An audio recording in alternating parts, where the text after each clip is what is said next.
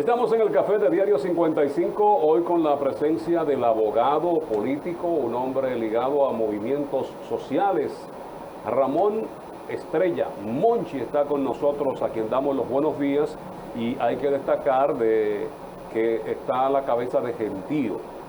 Así es, Monchi, buenos días. Así es, buen día a todo el país, Meléndez, buen día a Santiago, buen día a toda esta gente que se levanta a ver, a escuchar este programa, a trabajar, a pensar en el porvenir.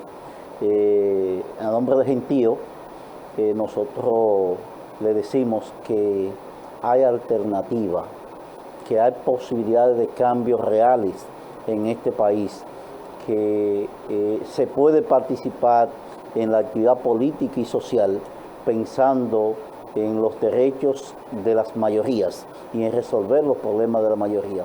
Y para eso es necesario crear un instrumento de participación política y social que permita la eliminación de la intermediación entre burócratas, que su oficio es la política, y la población común.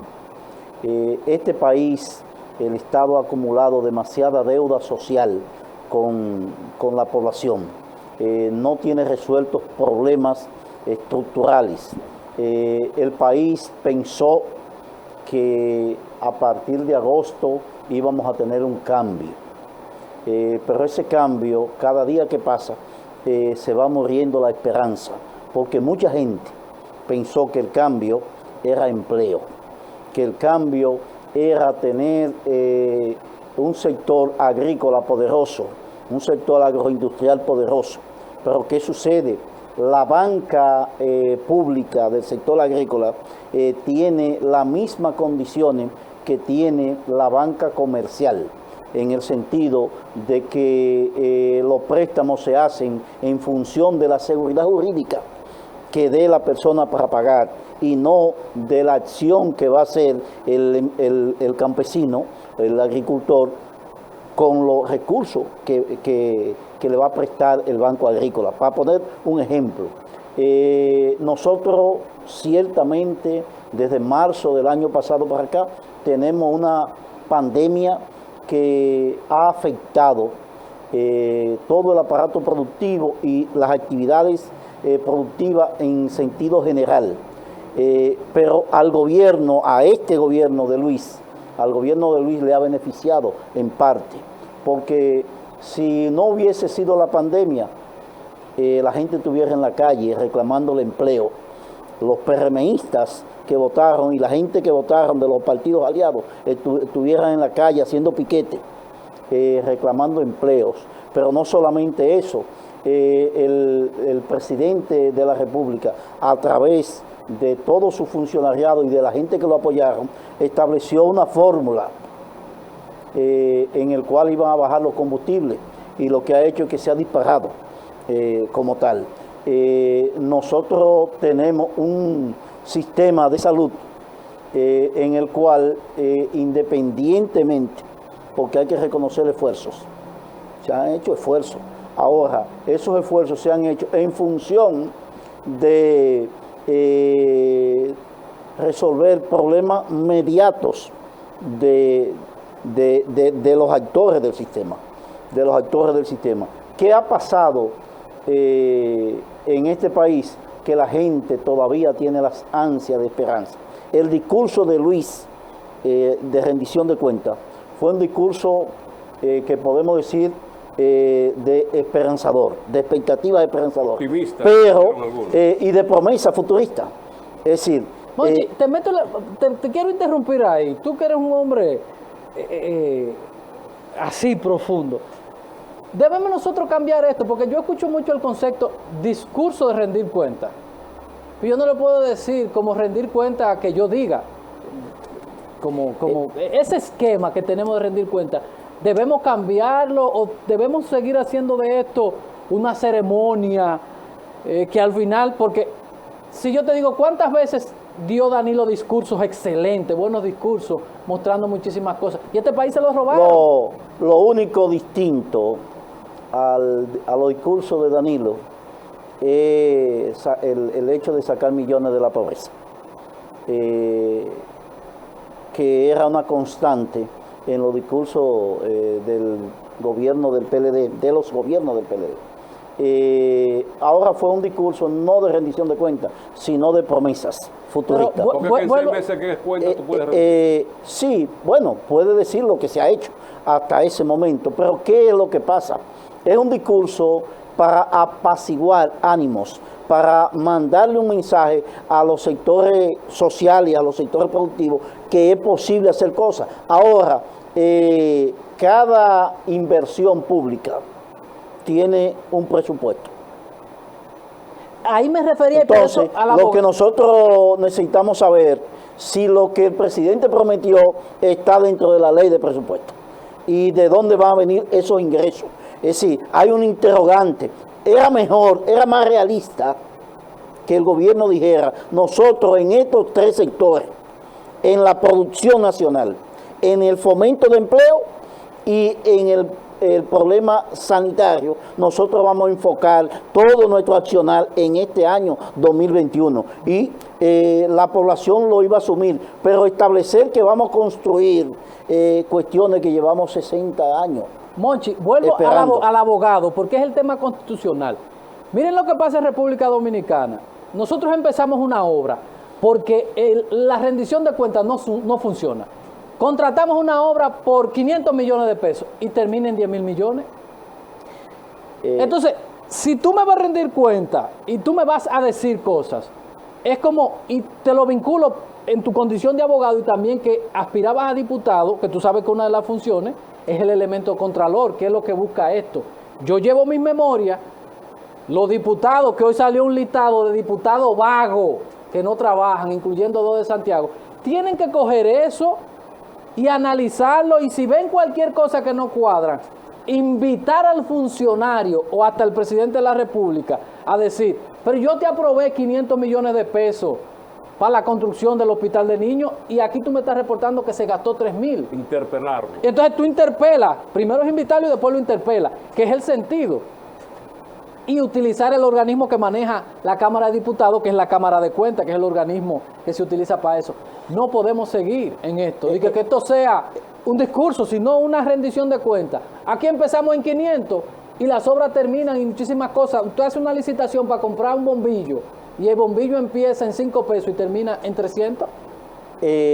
Lo que pasa es que hay problemas fundamentales que no se discuten y que en la partidocracia tradicional y a veces hasta los sectores progresistas lo llevan a discutir cuestiones formales y no cuestiones sustanciales de la política. Por ejemplo, en el sector mujer, para bajar los niveles de violencia y castigar la violencia contra la mujer, lo primero que tiene que aprobar el Congreso de la República, y puede ser una ley planteada por el presidente, es darle la categoría de personas vulnerables a las mujeres que son agredidas. ¿Para qué? Para que inmediatamente ponen una denuncia, se haga un anticipo de prueba y esa persona sea condenada por eso. Inmediatamente no le dé tiempo a retirar la querella, no le dé tiempo a que la persuadan económicamente, a que la familia intervenga, a que las relaciones primarias intervengan, y esa persona será juzgada por el hecho que cometió. Y evitar el derecho constitucional que tiene la mujer a abstenerse a declarar contra su esposo, contra su familiar, contra su ex cónyuge, contra el papá de los hijos. Entonces, ese es un problema. En el sector que tiene que ver con la producción, el país reclama que un subsidio generalizado a lo que tiene que ver con los insumos y los equipos agrícolas de tasa cero, y que no haya intermediación, que el Estado sirva directamente entre el campesinado productor, entre el agroindustrial, entre la persona que dedica a la producción, que el Estado sirva de intermediación para el mercado, sobre todo el mercado internacional, y que se dé facilidades de exportación y asistencia técnica para tener las condiciones sanitarias para la exportación. Si este país necesita divisa. En el sector de la delincuencia organizada, nosotros necesitamos una ley que castigue la delincuencia organizada. Y eso tiene que ser sobre la base de que aquella persona llamada a perseguir y castigar la delincuencia, cualquier acto delincuencial que haga, sea un agravante, es decir, sea una pena superior para esa persona, sea policía, fiscal, juez, una persona que está llamada a proteger el orden público, que violente el orden público, una persona que está llamada a perseguir la droga y es parte de un cartel de droga, esa persona debe ser condenada a una pena superior. ¿Por qué? Porque no existe el tipo penal, el hecho criminal, sin la asociación con autoridades, en lo que tiene que ver con el crimen organizado. Y ahí hay que hacer una estructura en términos de inteligencia que permita involucrar personas desde el Estado para descubrir la operatividad de los organismos criminales. Otro asunto que tiene que hacerse en este país es el problema de la propiedad. Es decir, hay que titular de las viviendas de la gente para que la gente tenga acceso a préstamos, tenga acceso al mercado financiero. Pero otro aspecto fundamental tiene que ver con la educación. Si la educación dominicana, no importa que sea virtual, porque esto es un problema coyuntural, esto es un problema de un estado de contingencia que estamos mundial, que va a pasar. Ya comenzará a resolver. Que va a pasar y que se va a resolver, que vendrá la desescalada de esto y llegará a la normalidad en un año, 2 años, pero llegará. Pero una educación que no le resuelve el problema a un bachiller de tener una licencia de conducir, de aprender en la escuela con las formalidades que implica andar en el medio y poner en riesgo su vida y la de otro, que no resuelva el problema del cuidado al medio ambiente como educación ambiental, que no resuelva los problemas de salud pública en términos de la primera fase, que un muchacho, que un hijo de uno pueda saber vacunar, que pueda dar primeros auxilios, que pueda enfrentar los problemas de epidemia, de mosquitos en un país tropical.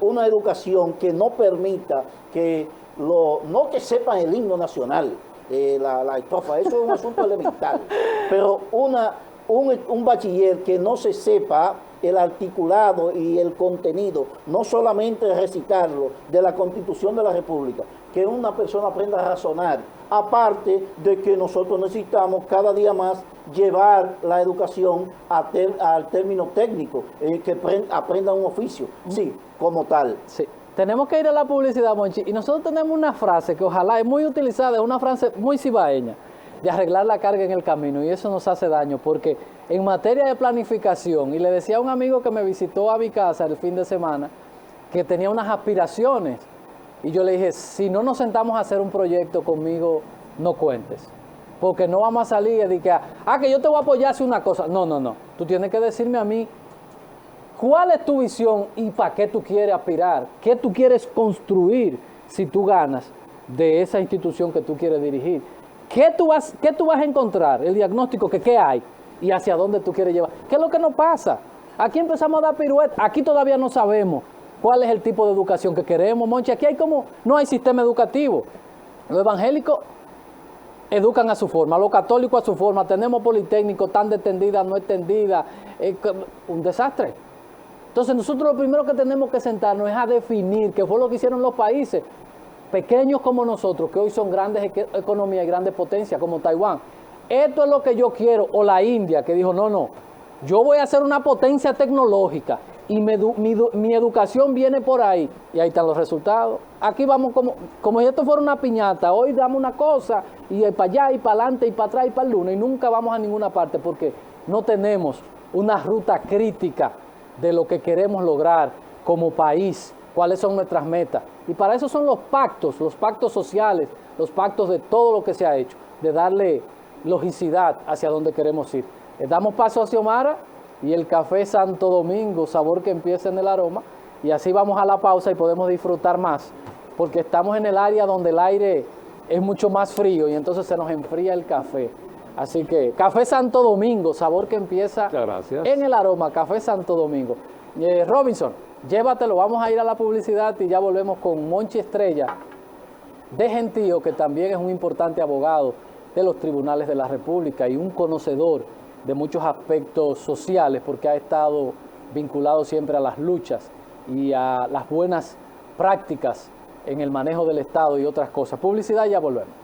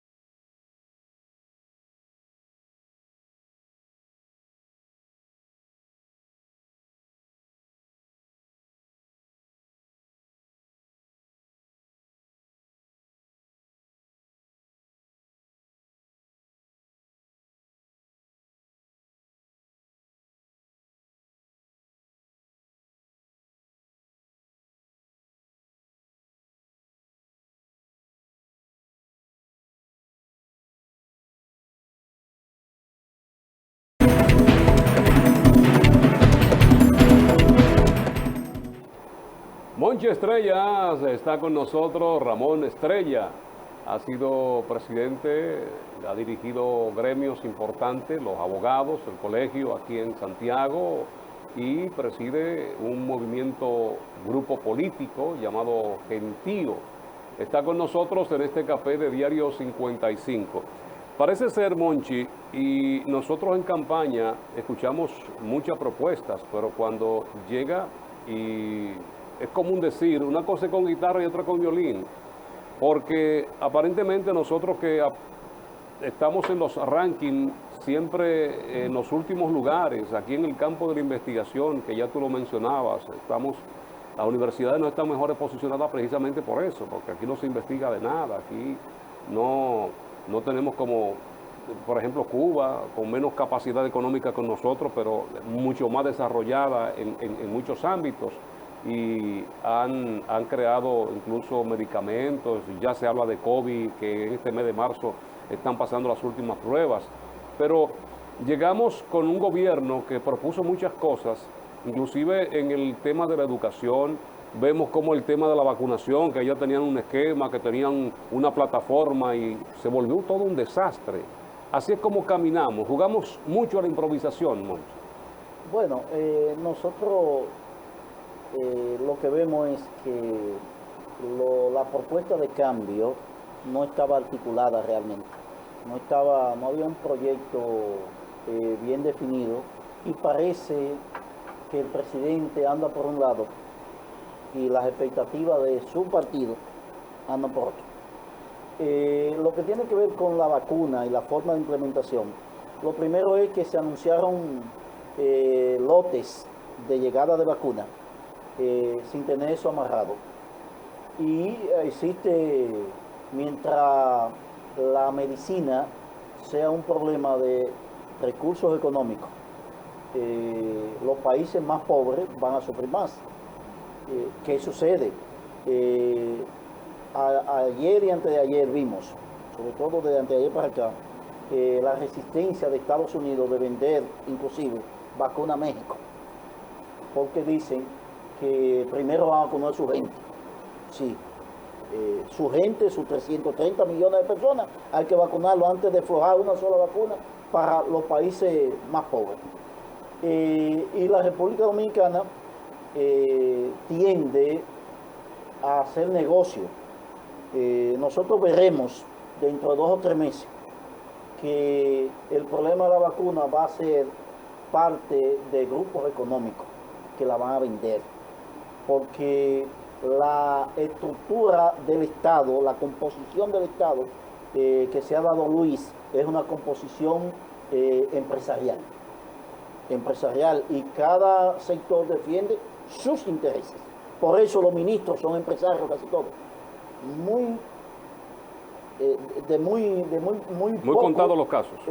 Sí, usted podrá decir, bueno, usted tiene el ministro de Educación, usted tiene el ministro de Educación Superior, que no son empresarios, propiamente dicho. Y metiéndonos al ministro de Educación Superior, he visto que está promoviendo maestría para personal que trabaja en la Dirección Nacional de Control de Drogas y en la policía, para el tema de investigación. Ahora, todo eso hay que aplaudirlo y hay que felicitarlo con eso. Ayuda un poco a que la investigación, sobre todo en el aspecto criminal, esté técnicamente avalada. Ahora, nosotros ¿por qué no llevamos eso a los fiscales, que son los que tienen que investigar? Nosotros necesitamos un modelo de educación superior que le imponga a las universidades, tanto públicas como privadas, el hecho de que deben, sin abandonar la universidad docentista de estirpe social, de investigación social, que es la universidad que tiene Latinoamérica en su fundamental, a excepción de algunas universidades de Brasil, de Argentina y de Cuba, fundamentalmente. Todas las otras universidades son universidades docentistas. Nosotros tenemos que pasar a una universidad que piense en patenta, que piense en conocimiento propio, que piense en ser una universidad experimental, pero no experimental en el área forestal, en el área de la... Nosotros necesitamos una universidad que piense que los recursos naturales que nosotros tenemos, las plantas endémicas que nosotros tenemos que sirven para la medicina, puedan ser procesadas para vendérselas a bajo costo a las personas, a los ciudadanos. En términos, aquí sabemos que de distintas plantas se hace medicina. Ese es un sector muy poderoso. Pero es que la universidad tiene que patentizar asuntos. Y si usted sabe, por ejemplo, que el orégano, por ejemplo, cura tal enfermedad, que el limón ayuda a tales a controlar algunas enfermedades. Si usted sabe eso, ¿por qué usted no lo industrializa? Te voy a decir algo que... ¿Qué es lo que pasa? Que nosotros tenemos universidades, entre comillas, que lo que reproducen son los conocimientos en el aspecto docente que otro ha hecho. Ni siquiera estas universidades tienen acuerdo con universidades de otro litoral para poder replicar lo que ellos hacen. ¿Tú te acuerdas? Y yo quiero felicitar al rector de la Pucamaima. Al rector de la Pucamaima. El reverendo Cruz Valdera. Cruz Valdera. Que planteó que la Pucamaima tiene la posibilidad de, si liberan la patenta, si liberan el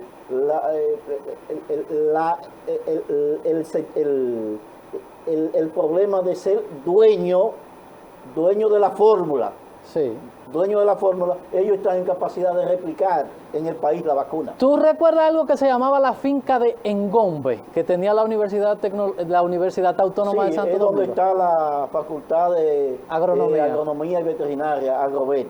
Ahí la Universidad Autónoma de Santo Domingo empezó buenos proyectos. ¿Y qué pasó con Fran? Lo vendieron, una finca experimental, ¿tú sabes? Oye, pero resulta, eso lo vendieron, lo vendieron. Para darte un ejemplo, ¿cuál es el sector más productivo que tiene Santiago? Es decir, los sectores productivos de Santiago, ¿hacia dónde se embarcan? Nosotros tenemos, si nos vamos en la agricultura, por ejemplo, tenemos municipios que son productores de tabaco. Sí. Fundamentalmente Tamboril y Villa González. Fundamentalmente. Nosotros tenemos municipios productores de carne, de cerdo y pollo. Y de pollo. Fundamentalmente Licea al medio. Sin embargo, nosotros tenemos una universidad del Estado que no da agronomía y que no da veterinaria en Santiago. Es decir, los sectores productivos de Santiago, las universidades no lo representan como tal, Entonces, ¿qué resulta? Que como no existe la especialización en términos científicos técnicos de profesionales que puedan orientar la producción desde las universidades, entonces se queda disminuida la posibilidad de desarrollar esa iniciativa, porque el problema no solamente es la producción, el problema ahora depende, sobre todo para lo que tiene la divisa, de industrializar la producción. Claro. Es decir, de que tú puedas decir, si en Navarrete producen tomate,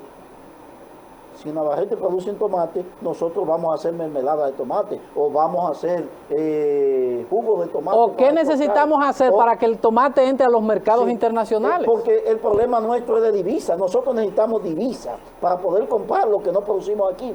Es el problema de tú ser productor de piña, y entonces tú vender la piña para que te traigan la mermelada de allá. Pero una de las quejas de esos productores es que el maíz en el mercado internacional está caro, y nosotros éramos productores y teníamos grandes cosechas de maíz. El peor daño que le ha hecho el modelo neoliberal, y sobre todo lo impulsado por el gobierno nefasto del PLD, fue que los incentivos, los subsidios, iban a la persona. A las importaciones. A las personas como tal. Y al incentivar a la persona, los grandes financistas se acapararon el mercado internacional. Cuando lo correcto es subsidiar la producción, es decir, incentivar a aquella persona que produce. Es decir, y cuando hablo de incentivar, quiero hacer la diferencia, porque aquí para cada sector hay un término. Para los pobres, cuando se les da el subsidio, y para los empresarios es incentivo. Entonces los incentivos siempre son más que los subsidios. Nosotros necesitamos eliminar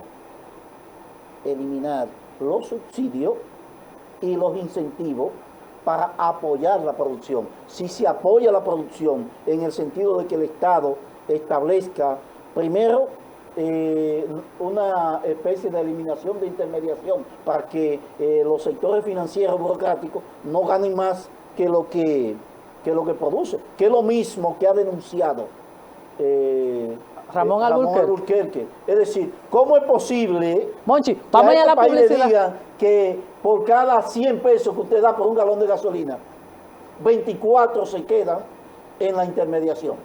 Vamos ya a la publicidad para que hablemos de eso, que es lo que nosotros necesitamos. Totalmente de acuerdo con Monchi. ¿Y qué decir de las administradoras de fondos de pensiones que se ganan el 40 sin hacer nada? Publicidad y ya volvemos.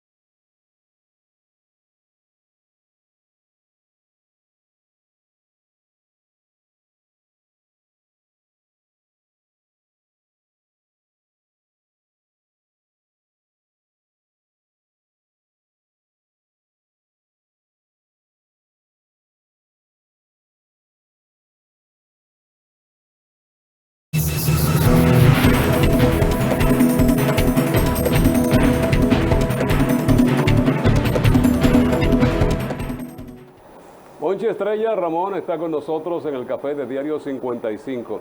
Es un tema interesante porque realmente la carga siempre se va para un lado y cuando se habla de gobierno manejado por empresarios, todo va a seguir igual. Se hace un pacto eléctrico y uno sabe que los mayores gananciosos en esto son aquellos que invierten en este campo, que son empresarios y muy ligados a los gobiernos, Monchi. Con esto de los subsidios, como tú hablabas, con esto de los combustibles que llegan a muchos sin tener que pagar esos impuestos como lo pagamos nosotros, o sea, son favorecidos. Mira, yo me preguntaba interiormente, ¿cómo es que un dueño de una bomba de gasolina le baja 5 pesos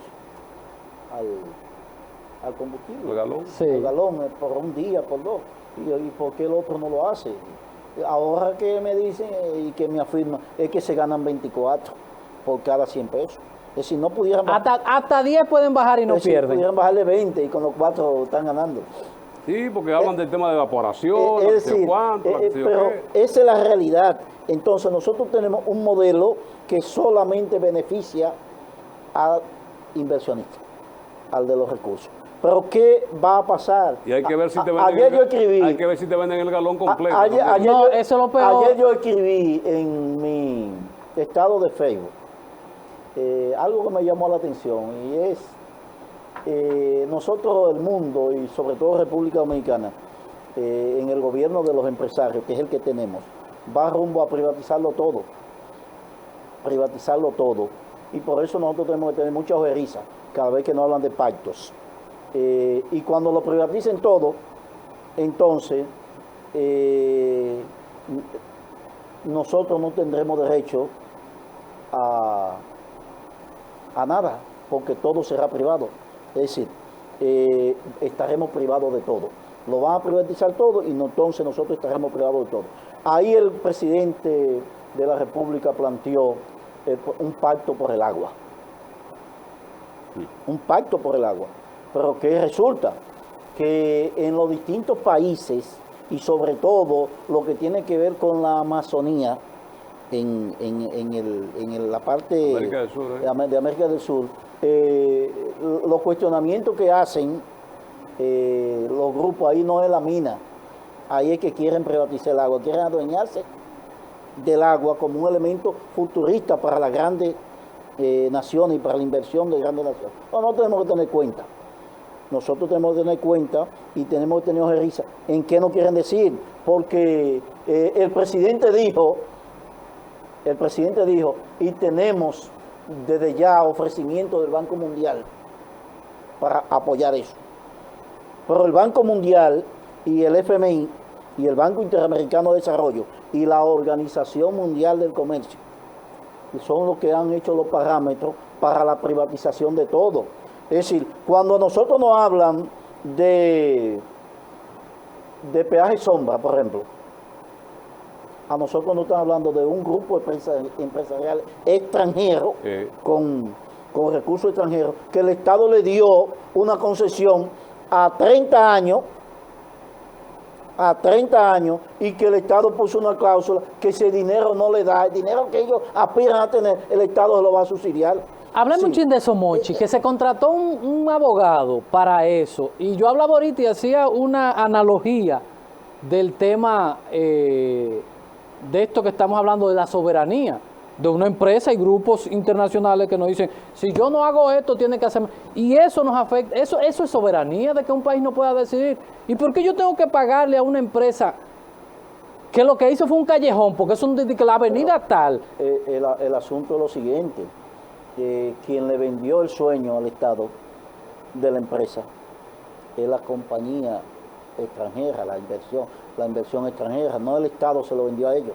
Entonces, como yo propuse un negocio, yo tenía que tener, y hice un estudio de factibilidad previo, tenía que saber si eso podía producir o no. Pero eso es el peaje sombra. Cuando tú vas a los acuerdos que hacen en el sector eléctrico con toda la compañía generadora, el Estado siempre sale perdiendo.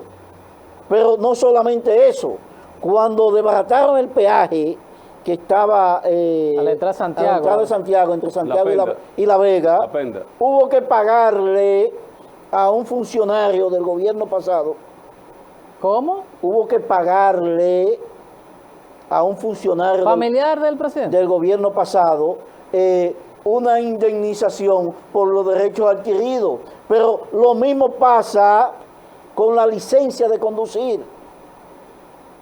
que es privada la impresión del malvete que te dan, del carnet de aprendizaje y del carnet de licencia. Es privado y tiene una concesión a décadas sin invertir un solo centavo, y que si el Estado reduce, el Estado dice que ya ese contrato no va, entonces tiene que pagarle a ese ciudadano que no ha aportado un peso y que lo que ha recibido de beneficio. Entonces, nosotros necesitamos un Estado responsable, y mientras el Estado se vea en función de quienes lo administran, sean empresarios, por más que usted le pida, ellos van a pensar como empresarios, van a empezar en ganancia. Generadora apagada cobran. Así es. Y los bancos te cobran cuarto, que si tú no mueves te lo cogen. Pero la superintendencia de bancos de este país, administrada por el Estado Dominicano, porque es la que regula, ha puesto un anuncio, un spot publicitario, educando financieramente, en el sentido de decirle a la gente que el problema de la pandemia no era que no se generara intereses, que te lo iban a cobrar después. Vamos a la publicidad y volvemos. Eso es aberrante, que ahora le digan a una población que tiene un año sin trabajar, mire, usted acumuló de deuda, de intereses solamente, 100,000, 200,000 pesos, y usted tiene que trabajar 12 horas más de las 12 que trabaja, Monchi, para que pueda pagar. Vamos a ir a la publicidad para venir. Señores, de verdad, lo que sucede en República Dominicana, y luego nos preguntamos que por qué hemos perdido competitividad. Es un atraco, es así como un bagazo que nos exprime. Publicidad, ya volvemos.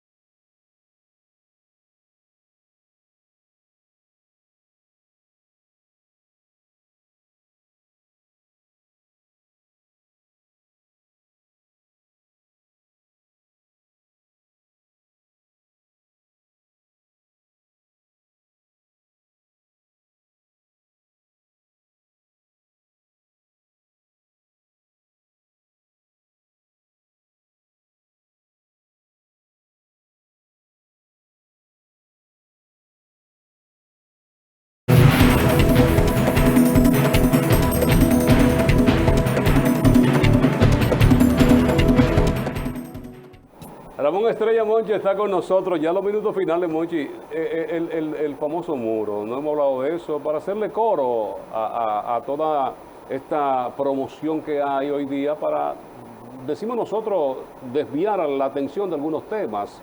Mira, 190 kilómetros, 100 millones de 6 dólares. mil millones de Ni pesos. siquiera las grandes potencias han podido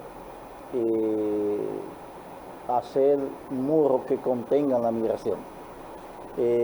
Nosotros vivimos hace 3 décadas la eliminación del muro de Berlín, que dividía la parte del este con occidental. Y la población alemana derribó el muro como tal. El problema de la migración no es un problema que tiene que ver con poner concreto, poner electricidad, poner nada de eso. República Dominicana migraba hacia Puerto Rico y se iban en yola arriesgando la vida. Tú te lo estás poniendo en pasado como si ya no se hiciera. Sí, pero se ha reducido.